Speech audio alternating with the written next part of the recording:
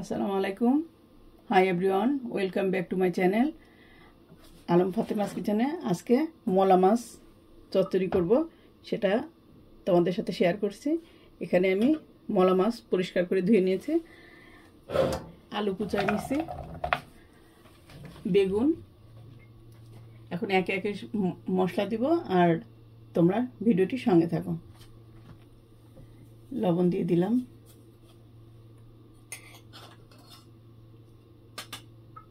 হলুদ দিলাম, জিরার গুঁড়া দিয়ে দিলাম। জিরার গুঁড়াটা একটু বেশি দিব, ধনের গুঁড়া আমি এখানে দিব না।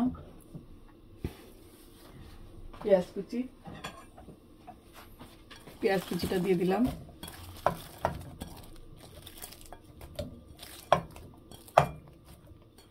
পেঁয়াজ না দিলে ভালো লাগবে না, মাছটা তো অনেক। এখন আমি এগুলো মাখাবো,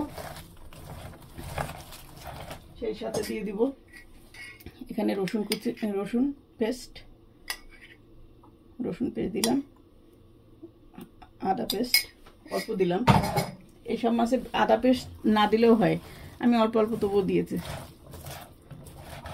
যে ফ্রোজেন থাকে তো মাছগুলো, যদি গন্ধ লাগে, ক্লিন করে নিছি, গন্ধ আমি পাচ্ছি না, তবুও যদি আসে এই জন্য একটু একটু করে দিলাম আদা পেস্ট।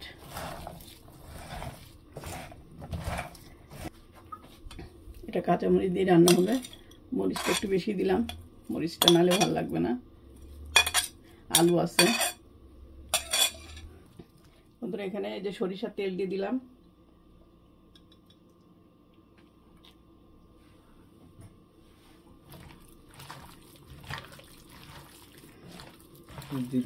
একদম সুন্দর করে মেখে ফেলতে হবে, একদম মনে হবে না আচারের মতো। আলুগুলাই দেখো নরম হয়ে গেছে। এই যে দেখো বন্ধুরা কিভাবে একদম নরম হয়ে গেছে মাখাতে, মানে আচারে আমরা যেরকম আম মাখানো করি না আর কি, মাখানোটা খুব সুন্দর করতে হবে, তাহলে রান্নাটা মজা হবে। আর এটা মেখে নিয়েছি, এখন এর ভিতরে আমি বেগুন দিয়ে দিব, বেগুনও মাখাবো এইভাবে। এই যে এখানে বেগুন নিয়েছি, বেগুনটাও আমি সুন্দর করে মেখে নিব, কারণ এখান থেকে অনেক পানি ছাড়বে। তারপরে আমি যখন পানি দিব তখন তরকারিটা তো নরম হয়ে যাবে, এই জন্য এটা আগে মেখে নিব। একটু হলুদ দিয়ে দিলাম, ধনিয়ার গুঁড়া দিলাম অল্প, আর এখানে একটু লবণ দিব দিলাম।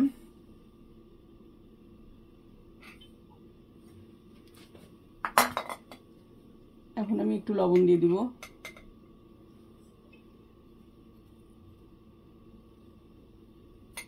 এটা আমি সুন্দর করে মেখে রেখে দেব মাছটা। দেখো বন্ধুরা, আমি মাছটা মাখানো কেমন একদম নরম হয়ে গেছে। দেখো বেগুন আলু কি সুন্দর সফট। এটা আরও কিছুক্ষণ আমি মাখাবো। মাখানোটার পরে নির্ভর করছে এই রান্নাটা, অনেকভাবেই বসানো যায়, আমি এইভাবে বসাবো আজকে। এরকম টেক্সচারটা এরকম হবে। এই যে একদম নরম হয়ে গেছে মাখাতে মাখাতে, কিন্তু কোনোটাই কিন্তু ভাঙেনি। বেগুনের জায়গায় আছে, আলুর জায়গায় আছে। এখন আমি এই মাছটা এখানে দিয়ে দেবো। মাছটা দেওয়ার পরে বেশি নাড়াচাড়া যাবে না, তাহলে মাছটা ভেঙে যাবে। এখন আমি মাছটা এর সঙ্গে সুন্দর করে মেখে নিব, আর সেই সঙ্গে দিব এই টমেটো। এখানে 2টা টমেটো আছে, দিয়ে দিলাম। এগুলো সব একসঙ্গে আবার মেখে নিব। মাখাতে কত পানি ছাড়ছে এই ইয়ের থেকে, তরকারি থেকে।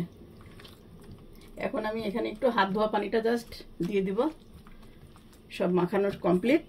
এই যে পানি রাখছে এখানে কিছুটা, এই যে দিয়ে দিলাম। আর কিন্তু পানি দিব না, এতে অনেক পানি ছাড়বে। এখন এটা ঢেকে দেব। চুলাটা অন করে দিলাম, এখন আমি এটা ঢেকে দেব।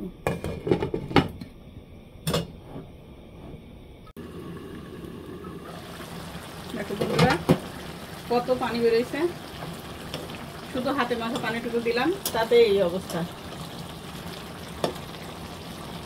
আর ঠিক এই যে মাছটা এখন এই পর্যায়ে আমি আস্তে আস্তে, এই যে তেল উঠতেছে, আরও এটাকে টানাই দিতে হবে। আর এই সাথে এখন আমি একটু ধনিয়া পাতা দিয়ে দিব।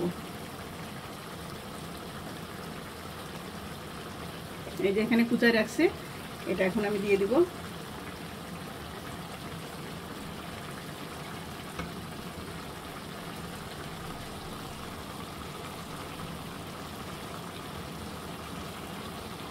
এখানে সরিষার তেল দিয়ে এটা রান্না, এভাবে তোমরা রান্না করে দেখো বন্ধুরা, অনেক মজা লাগবে। বন্ধুরা মাছটা আমার রান্না হয়ে গেল, তোমরা এইভাবে রান্না করে দেখবা, আশা করি ভালোই লাগবে। আমাদের খুব মজা লাগে এই মাছ রান্নাটা।